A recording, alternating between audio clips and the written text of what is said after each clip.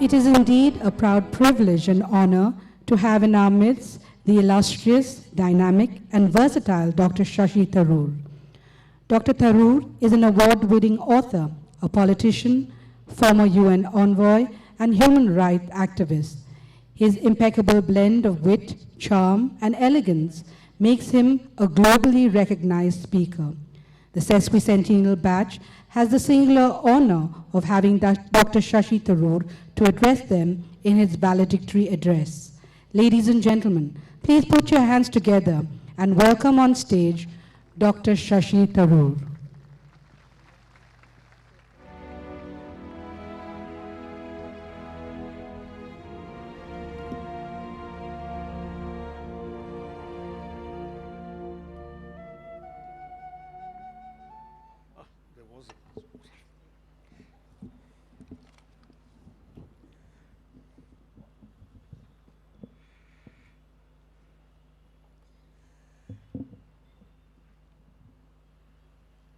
The Most Reverend Dr. G. Daivashirvadam. Daivashirvadam must be the most appropriate name for a church leader I've ever come across. Professor John K. Zachariah, Principal of Bishop Cotton School. Shiva Grover, the outstandingly impressive young outgoing captain of the school. Retiring staff. The very many distinguished guests here, too many to name. Teachers, dear students, the 551 of you, I've already tweeted a picture of some of you at this ceremony before the light turned too dark. Prize winners today, parents, alumni of the school, ladies and gentlemen, friends. I hope that covers everybody. I know it's customary to say what a pleasure it is to be at any occasion one is to address, but it really is a pleasure to be at this incredibly impressive, splendid graduation ceremony on the Sesquicentennial of this wonderful school.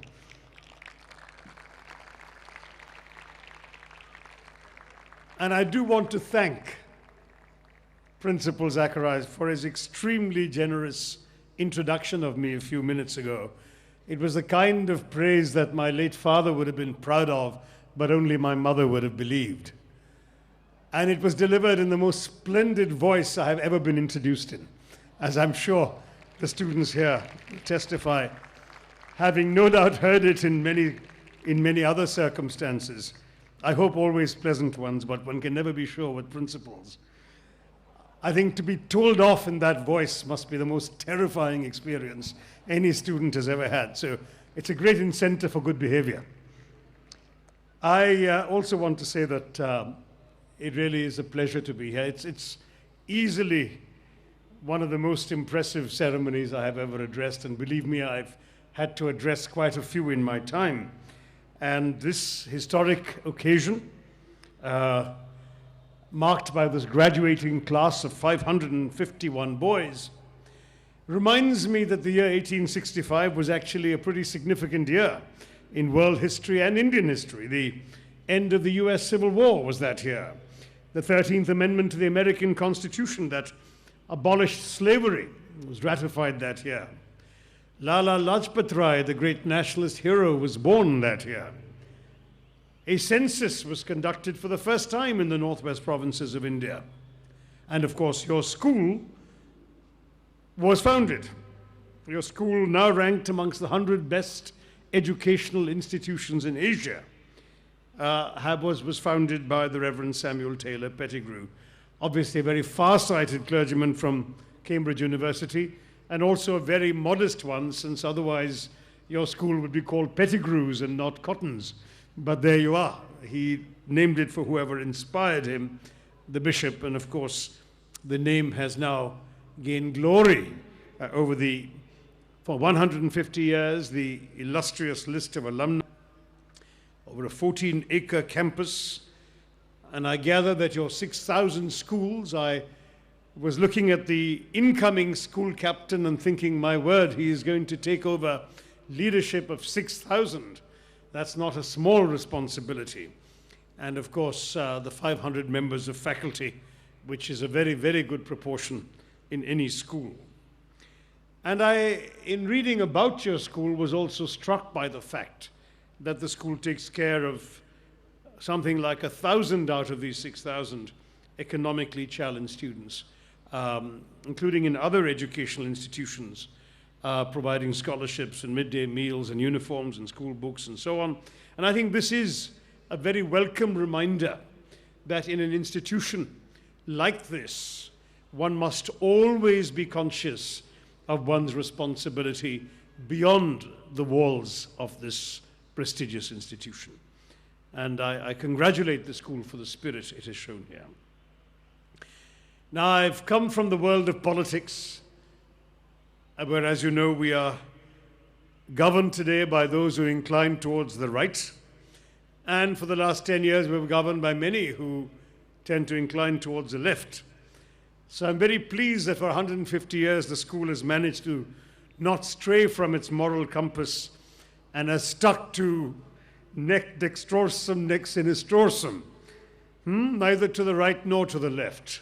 Now, the center is where I usually find myself in our politics, so I was particularly happy to hear your slogan.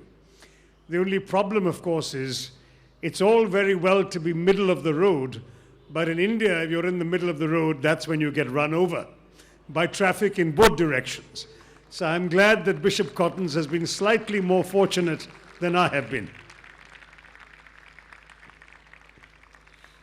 But let me do some of the formalities one must do on an occasion like this, and start off by congratulating the prize winners whose talents and efforts were recognized today, and to whom I was able to hand over the very impressive trophies that the school has been giving over the years, the rolling trophy as well as the ones they can take home. And I know that looking at the quality of the school, that there must have been many others who didn't actually come onto the stage who have also done remarkably well. And I think that while we appreciate the tremendous accomplishments of the ones who were recognized, one must also spare a thought for the ones who nearly made it and for one reason or the other ended up in second place. I want to tell you that I've had my share of first prize finishes, particularly throughout school and college. But in one of the big challenges of my life, the contest for the post of Secretary General, I was one of those who came second. I was the one who came second, 2 votes short of the victor in the first ballot. And it's always struck me that Groucho Marx's famous line, you know, when he said, "Close but no cigar," was particularly heartless. I don't smoke cigars, as it happens. But the fact is that the cigar only goes to the one who comes first, not the one who came close. But there is no disgrace in coming close, because it means you tried. It is a failure to try, the failure to make the attempt, that I think is far, far, far more to be criticized or even pitied than the ones who did their best, didn't walk away with the cup, but know they did the best they can. And I'm going to come back to that theme, and I wanted to mention it right on because school prize givings can be very cruel affairs for those who don't get the prizes. But it's important for us to remember that they include a lot of people who pipped others to the post who might, in a different set of circumstances, been also deserving. But I have no doubt, I have tremendous faith in the quality of the school and the discernment of the principal to choose wisely the right winners, and I'm sure that the winners deserve our thunderous applause, which I invite you to collectively give them right now.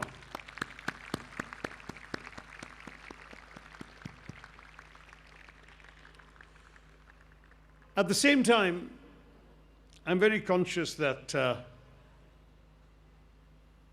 the qualities that are awarded on stage are not the only qualities that make good citizens of India and therefore distinguished and proud alumni of the school. Because a school produces good students, but ultimately it has a great responsibility to produce good human beings. And I would hope that, having seen the atmosphere of discipline, of values, of adherence to certain standards that characterized every aspect of this ceremony and this evening so far, that the school does indeed recognize and value the importance of producing good human beings. In school, we don't only learn in the classroom. We also learn on the playground. We learn on the way to and from school. We learn how to engage with other students, with our seniors and our peers. We learn how to engage with our teachers with the right combination of respect and challenge that is so important. And I say challenge advisedly because a good teacher always likes to be challenged. If the best student is always the one who regurgitates what the teacher has said, it seems to me the teacher has not done a good enough job of igniting the curiosity, the intellectual curiosity in the child to ask the question that has not been covered by the teacher, to ask about something which may not be in the textbook. We have a culture of respecting examinations in this country, and I blame teachers and parents equally for this, because teachers often teach for the examinations and parents often judge children by how well they've done in the examination. So what marks have you brought back home in your report card? But you know, sometimes one loses sight of the fact that school is a preparation for a much bigger examination called life. And the examination of life has a nasty habit of asking you questions that weren't in the textbook you studied. And that examination called life requires you to apply yourself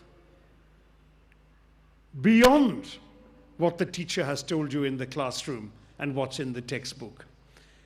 It involves your being able to absorb information, unfamiliar information that you didn't prepare for, but that you have to absorb and synthesize and respond to in passing the examinations life throws up. I was struck that one of the students who got a prize today was praised for being a problem solver. He was one of the prefects. And I told him as I shook his hand, that's a great asset. People need problem solvers in life. The world needs problem solvers. And the truth is that when you come out of school, come out not only prepared to pass examinations, come out prepared to solve problems, including the problems you haven't prepared for. Because in many ways, the truly educated mind is the mind that has thought beyond what it has learned in the classroom. The true mark of education on your mind is what is left behind after you've forgotten everything you studied for the examinations. And that, to my mind, is something that a good school also instills in its students. Character, values, the moral compass, the problem-solving trait, self-reliance, an interest in activities going beyond the textbook and the examinations.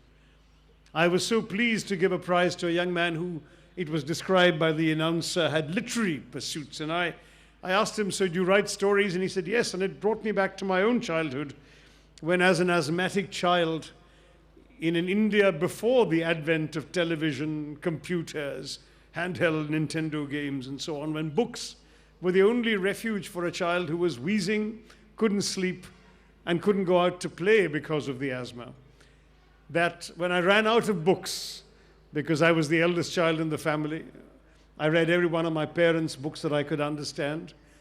And whenever my parents took me to the library, I read so inconveniently fast, I finished the book in the car on the way home. I started writing because that was the only option available. There was no other distraction. And I was so fortunate that my parents encouraged that. Instead of dismissing these scribblings as the time pass of an ill child, which is at bottom what they were, My father got the stories typed up so I could share them with friends and pass them around. He made me feel that whatever little talent I was showing in my words was worth encouraging. And I urge parents here that the interests and passions of your children outside the classroom deserve as much encouragement as their accomplishments at Bishop Cotton's. I hope that when they come to school and they draw, or they write, or they paint, or they run, or they sing, or they tell jokes in a way that amuse people, or play the guitar, or seek to do things that seem to you perhaps to show some spark of talent that others don't possess.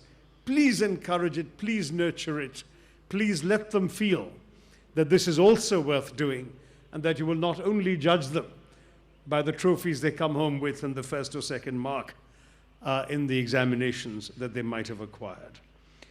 And I must say that the quality of the distinguished alumni of Bishop Cotton's suggests that the school gets most things right already.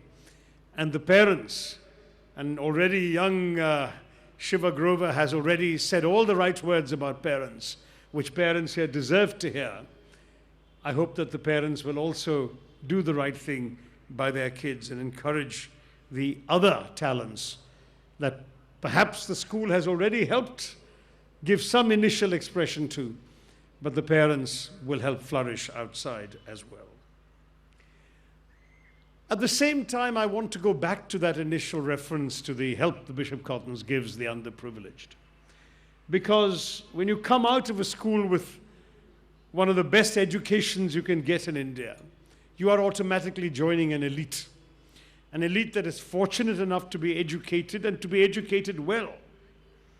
But I hope that all of you, and I say this not just to the graduates, but to the ones who will continue from class 10 on to 11 and 12, I hope that you will remember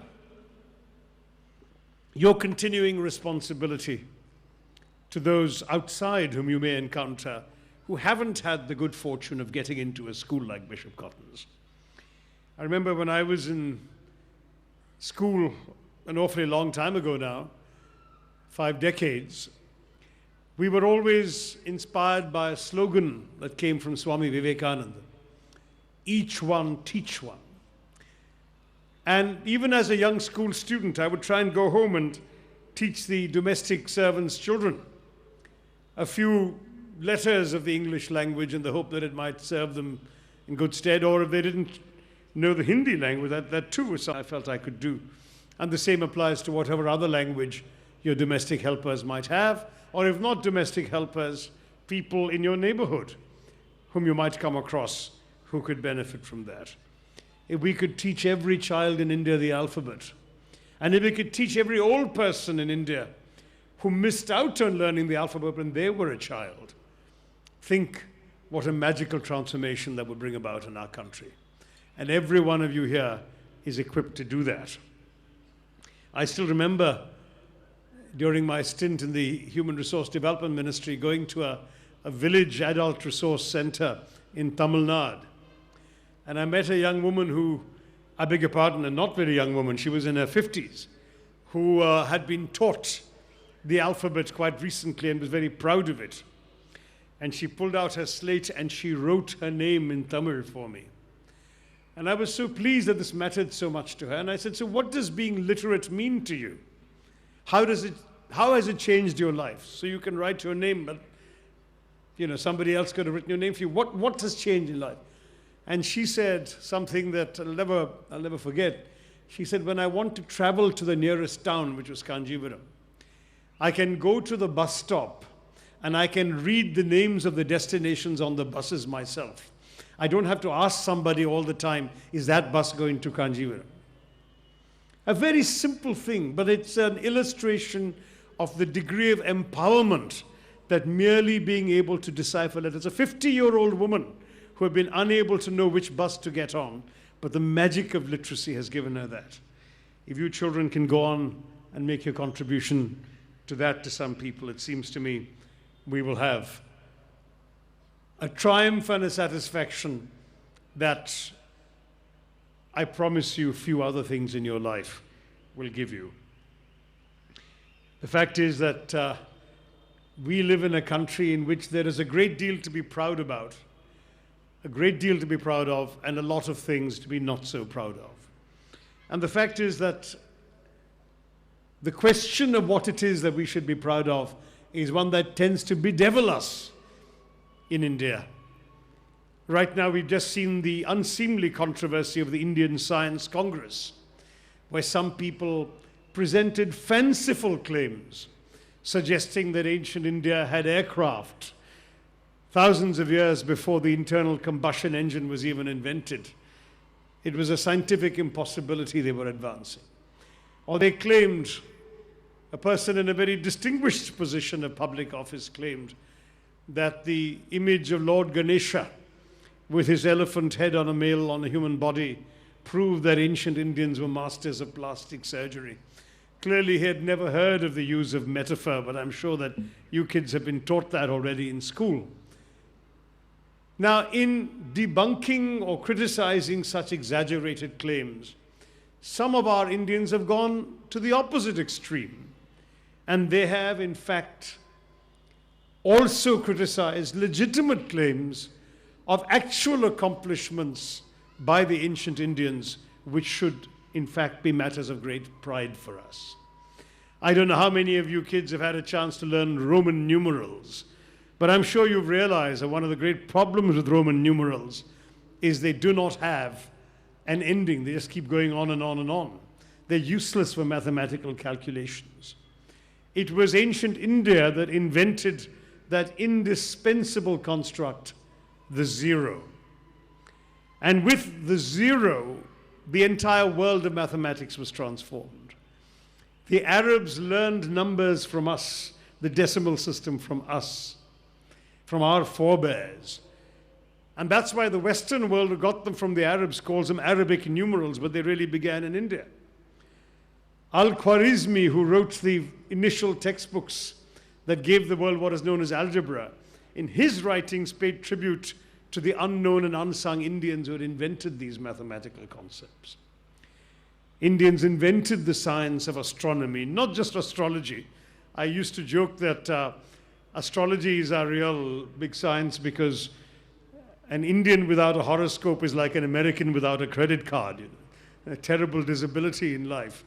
But the truth is that in fact in astronomy we were no slouches, and Aryabhatta in the 5th century AD actually anticipated the discoveries of Copernicus, Kepler, and indeed of Galileo, who 1,000 years after Aryabhatta was still being denounced as heretics for arguing propositions that Aryabhatta had precisely established. So the ancient Indians have done a great deal of things, but rather than merely reveling in the accomplishments of the past, we need to ask ourselves, where have we lost that capacity? We can boast about the magnificent town planning of the Indus Valley, but we look at our unplanned, chaotic, overcrowded, dirty towns of India today, and there is no great satisfaction in telling ourselves that we had beautiful, clean, pristine, grid laid down cities with perfect sanitation systems 4,000 years ago, which we did. But if we lost the habit and the art of building that today, we have to worry about what we can do today. I'm not anxious to belabor the point. I do believe we should take pride in our past, but I believe it is more important to work to a present and a future that we and the next generation can be proud of. And that is where this wonderful symbolic ceremony of handing over the mantle of responsibility comes in. Because each graduation is, in a sense, a reminder that the responsibilities are being passed on, that the torch is being passed on to a new generation. The 17 and 18 and 16-year-olds here already represent the Indian majority, because a majority of India's population is closer to them in age than to their parents. A majority of India's population today is actually under 25. 65% of India's population is under 35.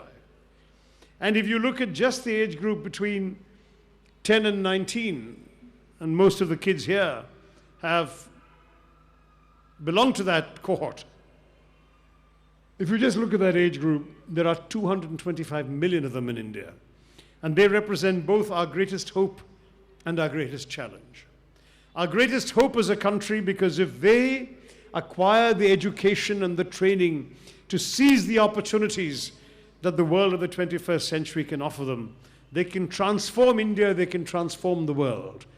They can be the agents of ensuring that India will finally fulfill the potential that we all know we're capable of.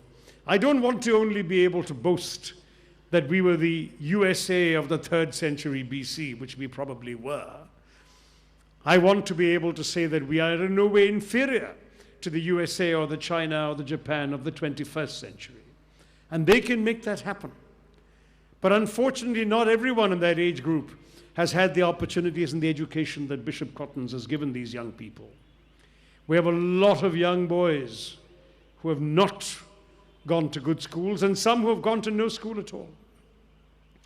And if we don't equip them with the skills, the basic literacy, the talents, the training to perform the jobs in the new growing economy we hope that India will move towards, if we don't do that, then the consequences for our country are dire.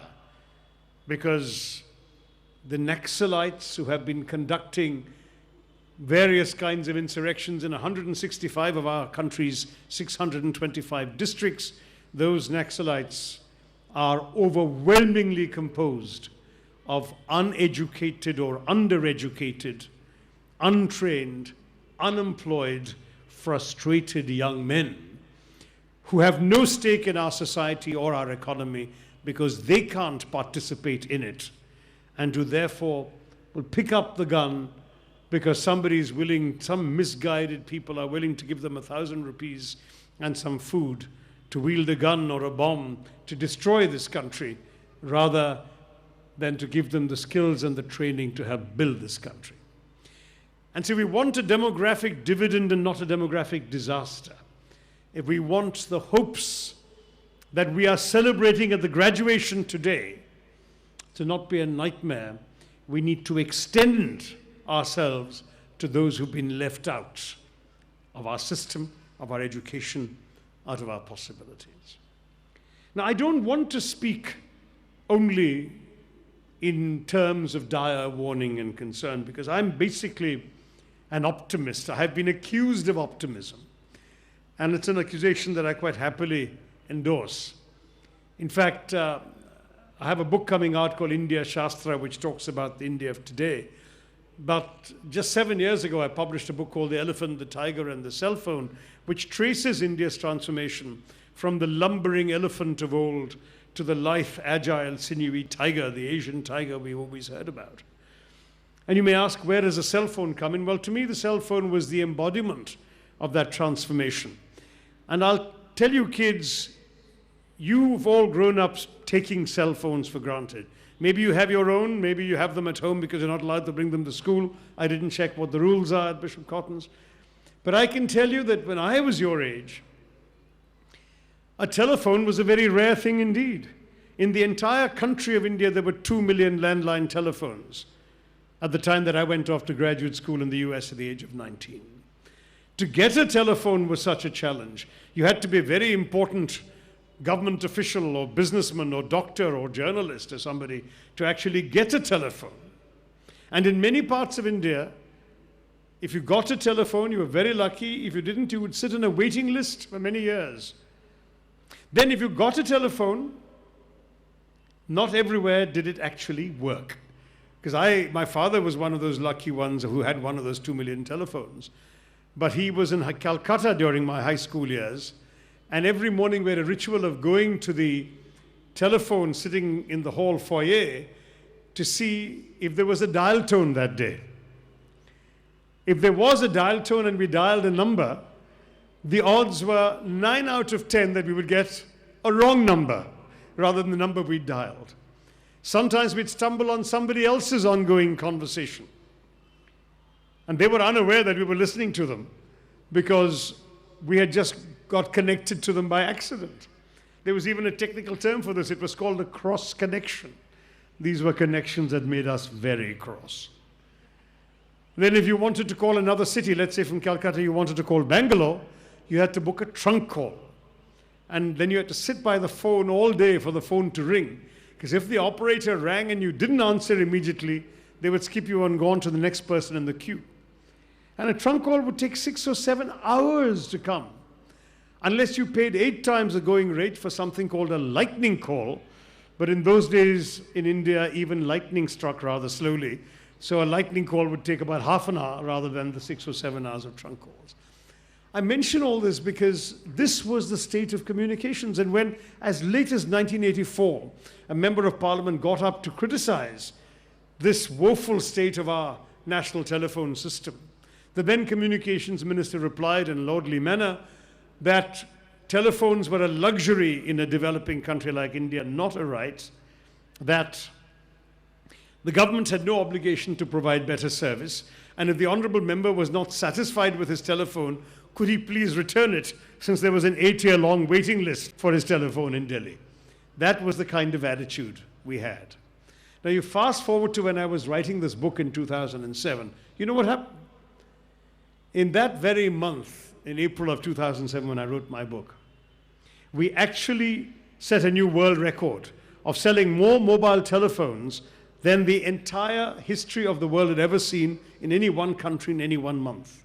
I think it was 7 million mobile phones that year. So I wrote this fact very proudly and sent it off to my publishers, and the book went to press. But by the time it came out in December, this was already out of date, because we'd broken our world record 3 times in those remaining months of December of 2007. And by December, we were selling 8.3 million mobile telephones a month. The following year, we crossed 9 and then 10. The next year, it became 15. And for 3 months in 2010, India actually sold 20 million mobile phones a month. That is, in 1 month, we established 10 times more links than the entire country of India had had when I was leaving school, leaving college and going off to graduate school. Now that is the kind of transformation, but the transformation was not only one of numbers, because the issue was, who had the old phones? People in high positions, important people, people of privilege. In fact, it was considered such a privilege that elected members of parliament had amongst their prerogatives the right to allocate 15 telephone connections to whomever they deemed worthy. But today, who's carrying one of these mobile phones? If you are being driven to and from the school, you know your driver has a mobile phone, and he can afford to have it himself. In the suburbs of Delhi, where I now live, you will find in the side streets of the suburbs a man standing next to a wooden cart that looks like it was designed in the 16th century, on which rests a coal-fired steam iron that looks like it was designed in the 18th century. That's the local istriwala. But in his pocket, he carries a 21st century instrument, a mobile phone. Because as you know, most incoming calls are free, and it costs him nothing to get orders from all the apartments and houses in the neighborhood to come and pick up a shirt or a sari to iron. Fishermen in my constituency in Thiruvananthapuram in Kerala now carry mobile phones out to sea.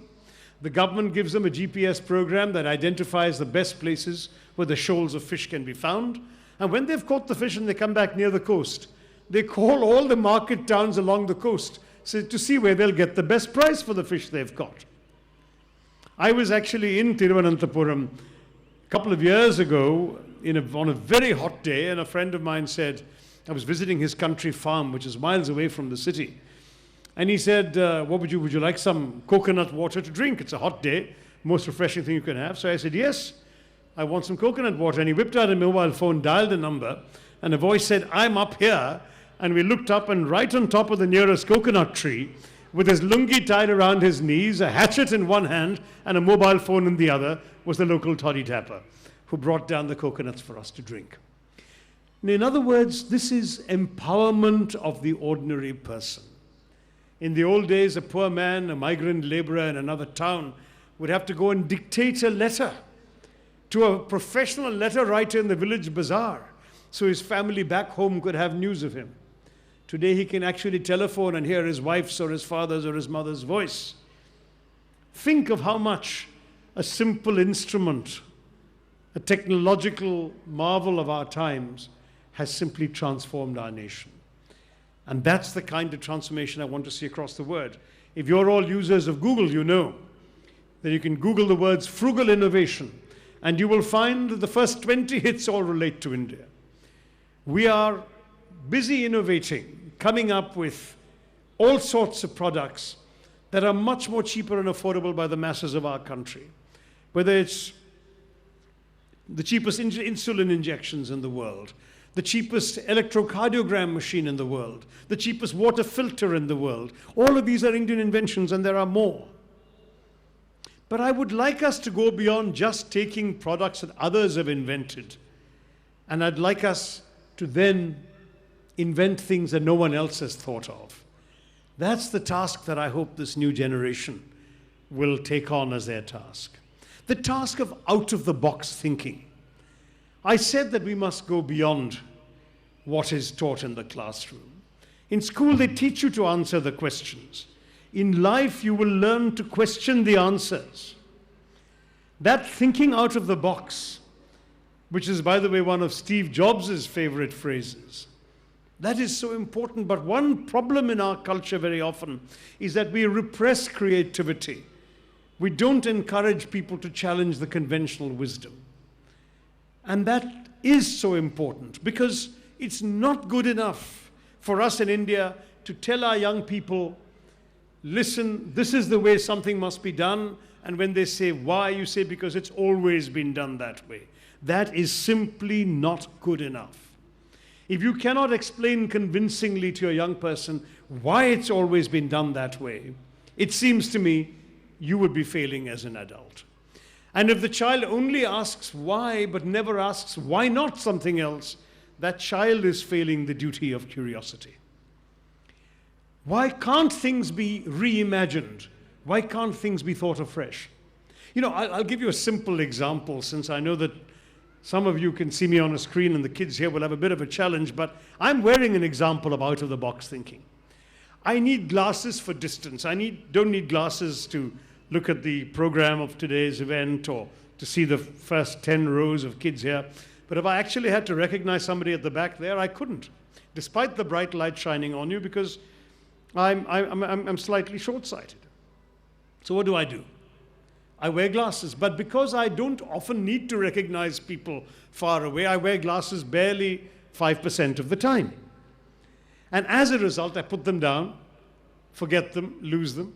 I'll put them in my lap. When I take them off, I get up, they fall down, somebody steps on them, they break. I shove them away in a pocket, bang into a wall or a door or something, they break.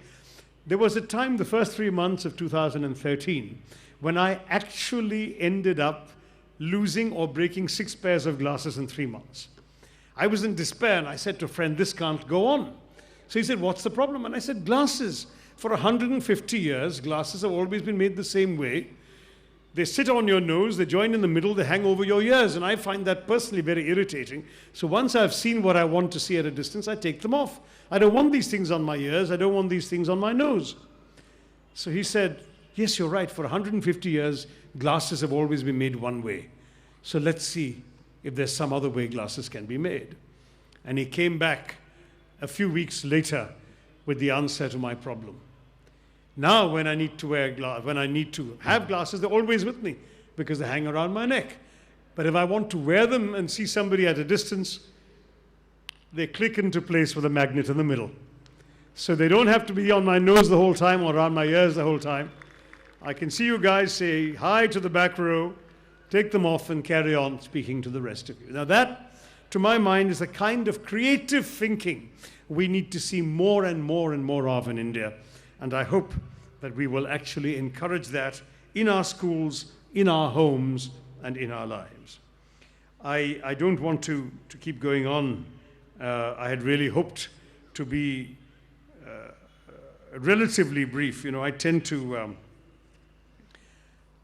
be a follower. The parents will get this joke, the kids won't. I tend to be a follower of the Elizabeth Taylor School of Public Speaking.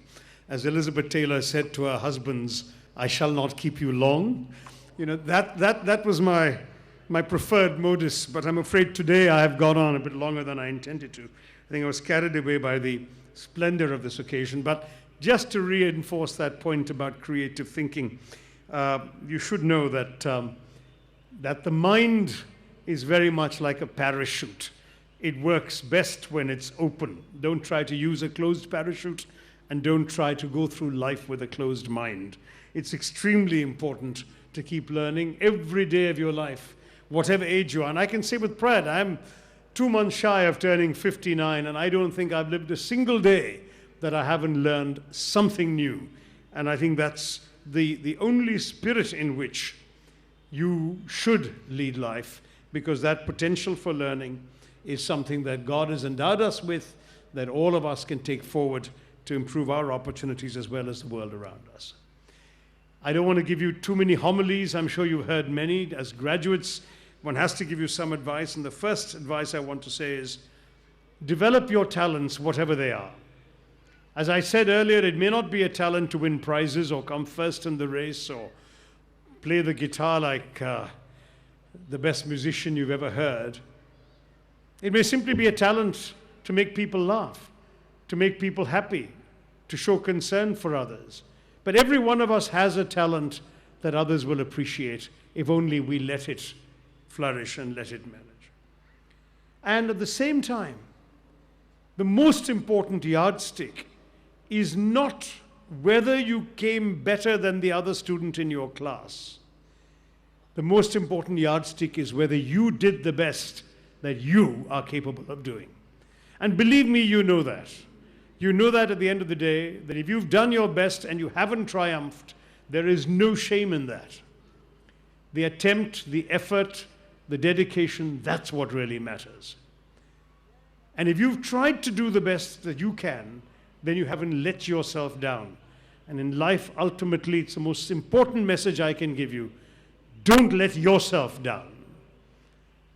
Because no one can be a better you than you can be.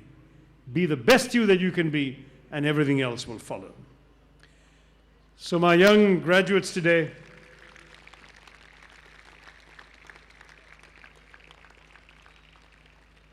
you are going out into an India full of opportunities, an exciting India, an India that's in the process of major transformation. But as I said, the opportunities are matched by the challenges, and it becomes very important, very, very important, it seems to me, that all of you work hard to merit the prizes that some of you have won. Sometimes, there are comments of, gosh, he was lucky. And the best reply to that was given by somebody who once said, somehow the harder I work, the luckier I get. Because luck comes to those who work. So work hard, pursue your talents, give it the scope that you know you can. Be the best you that you can be. Take risks, by the way, because this is the age at which you can afford to take risks. Never be afraid of failure. And I say that not because I'm encouraging you to idle and not take the exams. No, not that kind of failure. I mean aspiring to something that you might not be able to pull off and succeed at. Because the fact is that all of us have had to go through setbacks in life. There is no successful person on this planet who has not had some setback at some stage of their lives. They are where they are because they have learned from those successes. They have risen above those successes. They have sometimes been tempered by fire. I sometimes say that since my return to India, or more appropriately, my entry into Indian politics, I've suffered a number of Agni Parikshas myself. But those Agni Parikshas, those trials by fire, at the end, they can burn you to ashes, or they can temper you like steel that has been through fire. And that is ultimately what you need to do. If you fall, tell yourself you're capable of rising again. The waves do it all the time. They rise and fall all the time. Those of you who followed the cricket match today know that a ball that bounces up can also come down. But once it comes down, it can bounce up again if you put the right amount of effort behind it. So what matters is not whether you fall. What matters is your determination to rise again. What matters is not the fire, but your courage to face the fire. What matters, and I say this to all of you, is your faith in yourself, in whatever version of the divine you believe in, or not, as the case may be. And if not, then at least in the truth, because the truth ultimately is what we all aspire to live up to, and it's the truth that sets us free.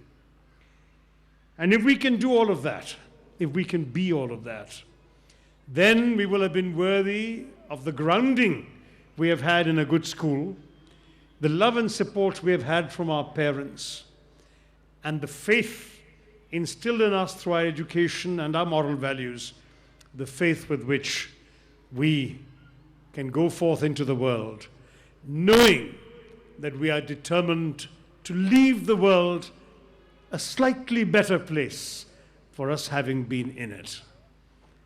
Go forth, my young graduates of Bishop Cotton's, my Cottonians.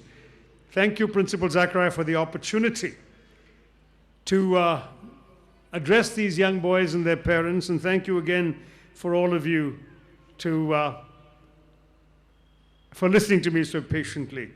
I want to congratulate you not only for having graduated from Bishop Cotton's, I want to congratulate you in advance for the contribution that I know you're going to make to our country's future. India needs you. Be proud of what you've accomplished so far, but don't rest on your laurels. Be determined to accomplish more. Be optimistic and enthusiastic about what you will accomplish. And go out knowing that all the proud adults here watching you and applauding you will want to be even prouder of what you go on to do once you've graduated from this school. India and the world await you. Do your best. Make it a better place. Congratulations, thank you, and Jai Hind.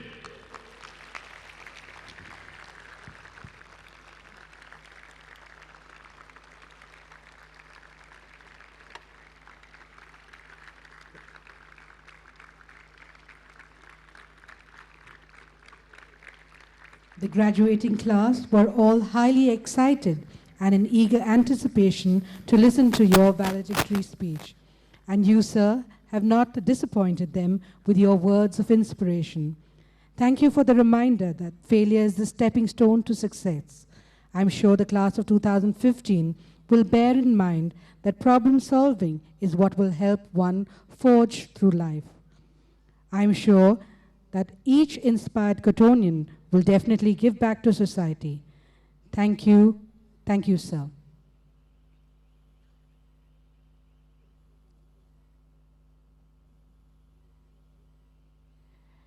Bishop Cotton Boys School